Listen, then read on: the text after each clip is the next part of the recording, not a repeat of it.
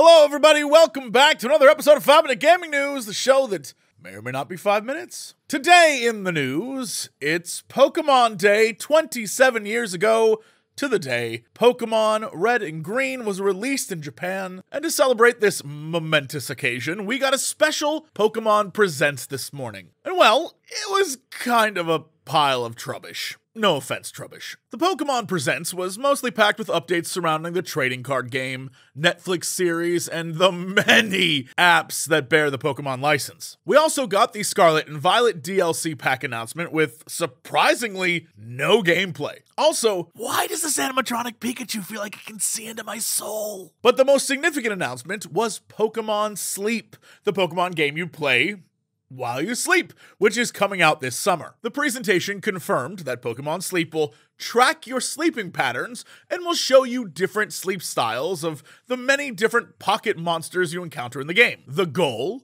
Turn sleeping into entertainment by having a player's time spent sleeping and the time they wake up affect the gameplay, letting players wake up with Pokemon every morning. And sure, it's kinda strange that the Pokemon company wants to commodify and gamify the act of sleeping, something you're not doing if you're playing games. But if Pokemon Go got us to all walk outside the house, then maybe Pokemon Sleep is the thing we all need to get our 8 hours. Who knows? Maybe we'll all be snoozing like Snorlaxes.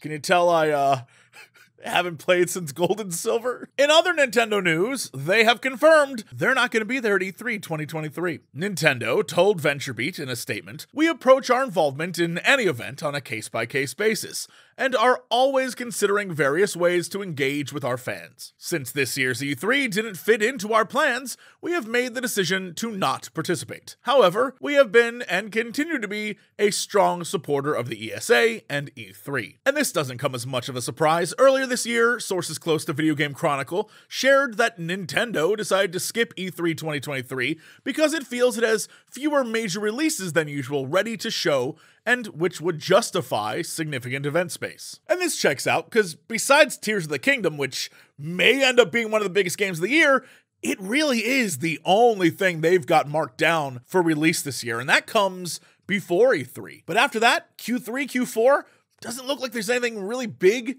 like a huge game coming out then, that would justify the significant expense of, just shipping everything there and renting the space and all the electricity stuff and product and it costs a lot to just show up at a convention, and then to bring a booth and set up the space and hire people. It's just, it makes sense. If anything, it probably makes sense to expect a direct around that time, maybe announcing the Switch Pro you've all wanted. And while we're on announcements, let's announce the games that are coming this week. Tomorrow, prepare to take on Callus and his Shadow Legion on Neptune in Destiny 2's Lightfall. This is the latest expansion for Destiny 2 and promises a new campaign, enemy type, and subclass, in addition to quality of life improvements including new layouts, difficulty updates, weapon crafting changes, and more. So whether you're a returning player or looking to try Destiny 2 for the first time, Lightfall might be the expansion to jump in. Also on Tuesday, if you're looking for something a little different, Ritmos, the relaxing musical puzzle game, releases